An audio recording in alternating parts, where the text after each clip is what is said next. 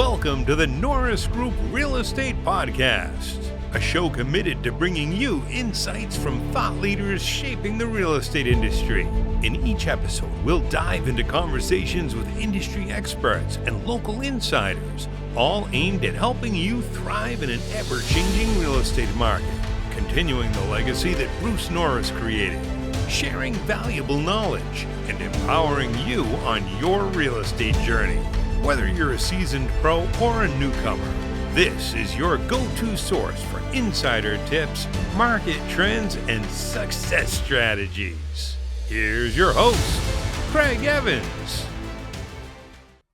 Welcome back to the last installment of our interview with OToole, CEO and founder of PropertyRadar. Hope you enjoy. How far are we away from autonomous learning? So computers just exceed human abilities and learn beyond that? I think that's kind of the world model idea. So we have large language models today. World models are you develop an AI that learns kind of the way a child does. It goes out and has experiences and uses those, and it's self-referential learning, right? And there's many that believe LLMs will never get to AGI or superintelligence, but that world models could, and are self-learning. And I think there's a lot of work going on around that right now, a lot of money going in and on that. You could think of it as an expansion on machine learning, which we've been doing for many, many years, which PropertyRadar has been doing, like to figure out, find patterns in data, improve, and make things better over time. So that's 100% a thing and 100% happening, and will continue to happen, and will be the source of whatever probably replaces LLMs. There's a lot of money explosion. If you look at a chart from 2010 to 2020, it's a very gradual process, and then all of a sudden, boom, and maybe we solved some things that we didn't solve before, or there's a lot more billions of dollars interested in it, but there's a lot of money chasing the end result now, for sure. My guess is the folks first working on large language models were astonished by the results. Like, I read a lot of the early papers. I kind of understood what they're doing, So I didn't expect the results it gave. Like, it was kind of mind-blowing. It wasn't like, okay, I understand the tech, I don't understand the result. It's like a lot better than I would have thought. Like, those two, like it was, it was surprising to me, at least. Maybe others got it from the first minute they started working on it. But my guess is even the folks that, did that early work, wrote those papers, and the rest were like, what? Like, how is this even possible? Like, I think it surprised everybody, honestly. But is that a progression that accelerates? Most things do, but most things do until they don't, right? Like, Moore's law, Intel, right? About the acceleration of compute capacity. Well, at some point, finally, Moore's law hit a wall, right? And we got to 5 nanometer scale or whatever in chip design, where they literally are having a hard time getting below that, and they're making improvements another way. But the compute power of a chip, slowed down from those early days. And I expect, that'll happen. Large language models are going to kind of hit their peak here at some point, where they're probably as good as they're going to get. And then world models or something else will come along and replace them. That's pretty typical in tech. But for a while, I think it's going to continue to blow our minds. Okay. What part do you think robots play in replacing workers? Yeah, I think that one is both underappreciated and overstated. Okay. My guess is, we've obviously seen Musk and his humanoid robot. If you haven't watched the Boston Robotics videos on YouTube, that's a must watch. It's like just crazy the stuff they get these robots to do. And you know, robots in like manufacturing and that Right. kind of thing are just amazing. But there's a lot of things robots can't do, like for sewing garments, like this shirt. Robots are really bad at like feeling what's happening with fabric as it gets sewn, and just do a terrible job there, right? So there's things they're good at now, and there's things they're not, and I think that will continue to improve. Yep. You know, like if I'm a plumber now, I'm not super worried, right? Because okay, a humanoid robot could get in there and do all this stuff, but like, you know, if you've done much of that work, and I think a lot of our viewers or your viewers have, because they've been out rehabbing houses and sometimes just have to fix the darn thing themselves. You know, there's a lot to that. And I think even if we get really capable humanoid robots, I think the other thing that is the overstated part is the power requirements, right? So if you look at battery technology and stuff where that is today, you know, these robots that they show off in these great demos, and like, okay, you're going to have a household servant or somebody's going to do your work for you. You know, that's going to work for 45 minutes and it's going to go need to recharge for 2 hours. Right. You know, is kind of where we are today with battery tech, right? So to get that to the point where it can put in a 14-hour day like a human can, unless it's hooked up to power and it's fixed in one place, but a true humanoid that can walk around and do different things. So yeah, fixed, very repetitive things. Yeah, you know, flipping a burger at McDonald's, burger bot for sure is going to be happening. Taking in somebody's order, you know, voice AI and the rest, you know, order taker at Starbucks, those days are probably numbered, right? Unless they just do it because that's what they want to do. They want to have people and they want to have that experience, but the need to have people won't be there. Probably isn't there already. So, you know, winners and losers there, but true humanoid robots going out and putting roofs on and plumbing and that kind of stuff. If you want a pretty safe business right now, that's probably, you know, anything like that has people out in the field doing real work, probably a long time. You mentioned the houses, automated houses, you know, that type of thing. Have you seen that? And what do you think about the future of that? Yeah. You know, I think I talked to you about 3D printed houses pretty Right. early on. That's right. And I was actually in contract to have the first 3D printed house in California, and then they said they couldn't meet the snow load. And so Aaron, your son, and I worked on trying to donate that to Wounded Warriors. And unfortunately the board at Wounded Warriors was worried about, you know, like it collapsing in on one of their people or something like that. So ultimately they said no, but we tried to have the first 3D printed home in California, which would have been super cool.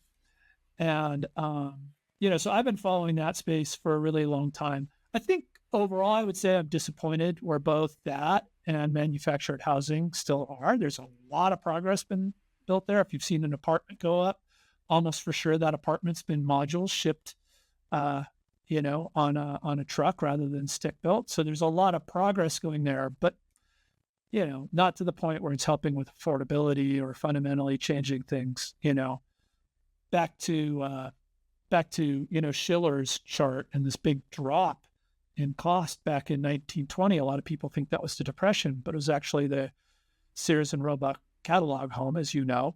And we haven't had that moment. And I think that's the next big moment for housing. Like at some point here, somebody's going to come along and say, you know what, I could build a 1,500 square foot, you know, nice 3-bedroom house that, you know, well, in California right now, here in Truckee, you couldn't build that for $600,000, but they're going to come and build that at such an affordable price that we're going to think about tearing down existing houses and replacing them with that.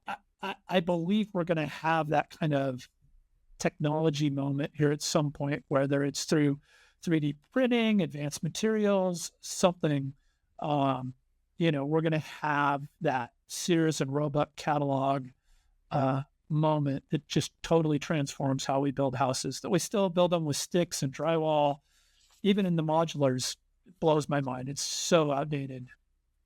I remember you and I talking about that a long time ago, and it, like you said, it's not here yet, but I think that you're correct. Now someday they'll figure out a much better process and make it affordable. I think that was what your point is, that making housing affordable for people would be quite a gift. Yeah. 150,000 or 1,500 square foot house that is, that your average teacher, et cetera, can afford.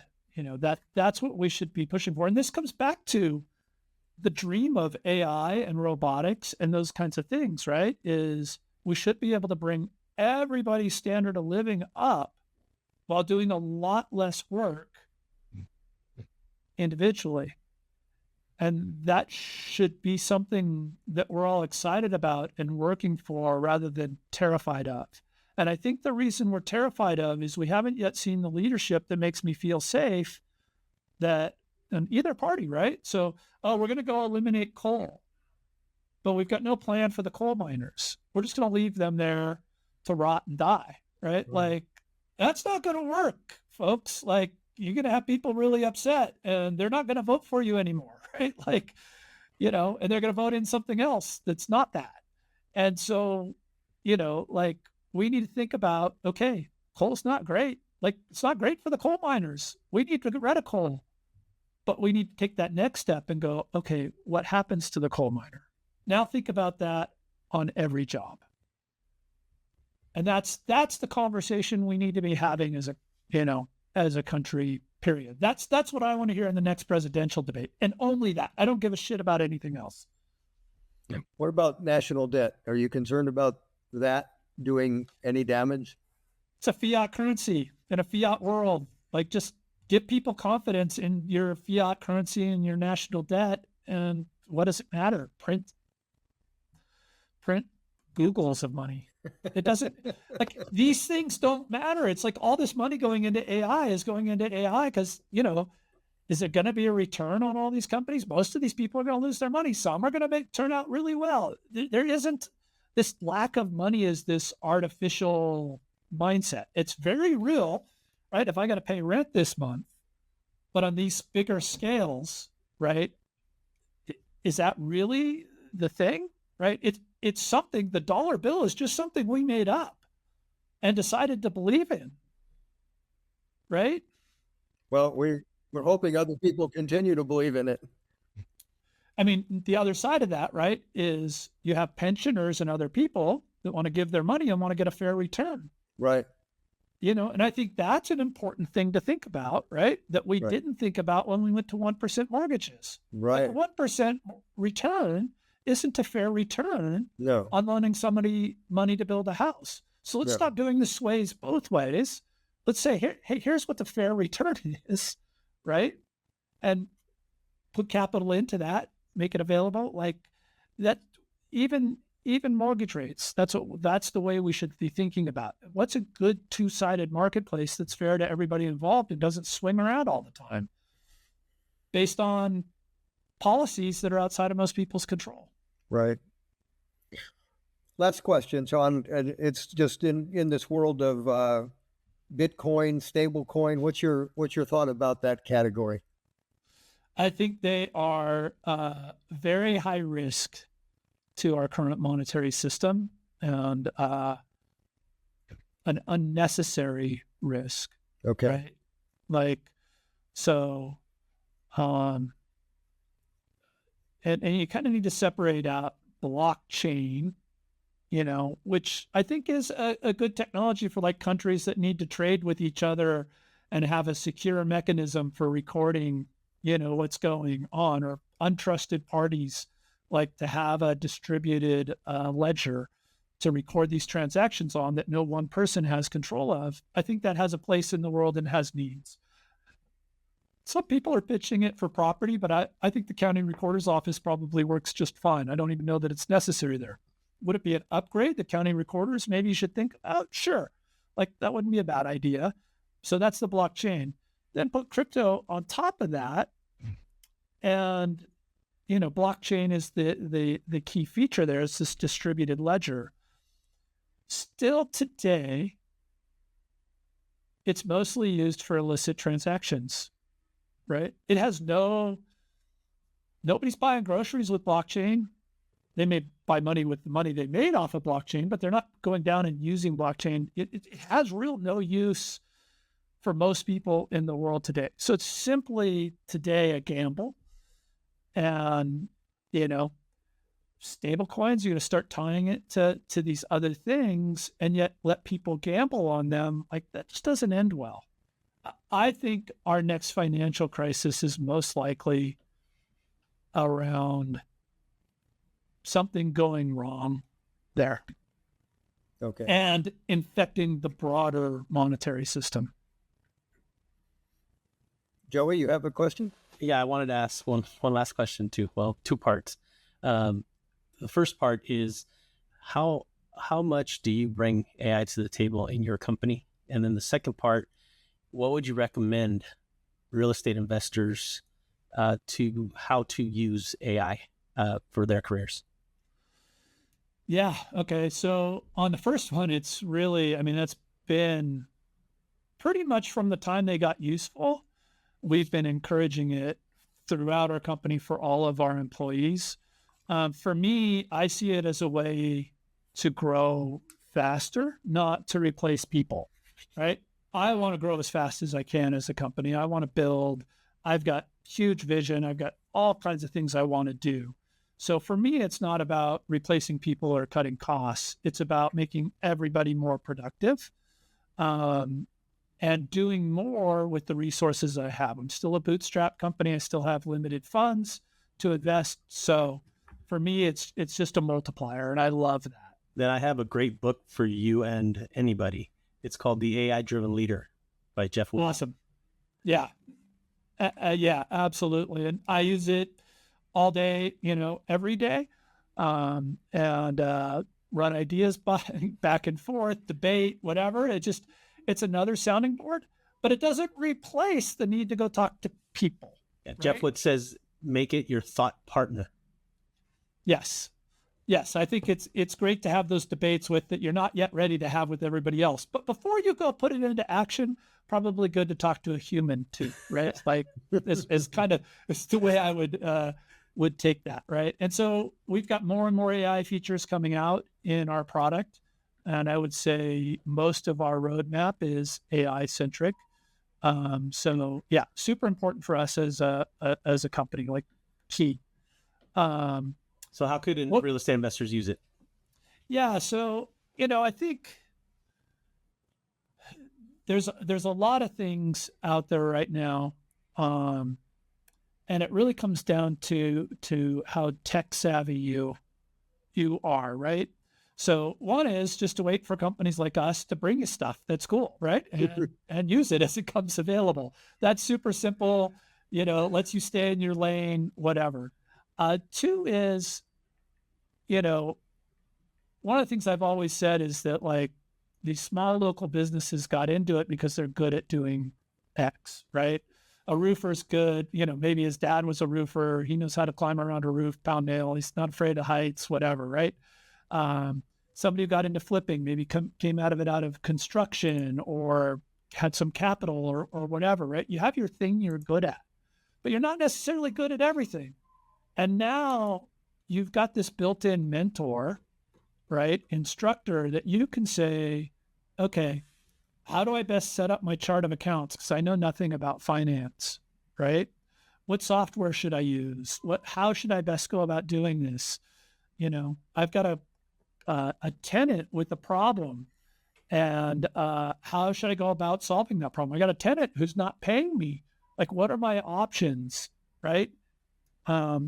It's pretty good at coming up and saying, well, you got cash for keys, you could do an eviction, here's the pros and cons. Like, it's really incredible how many of those questions you can bring to AI and get really pretty good answers.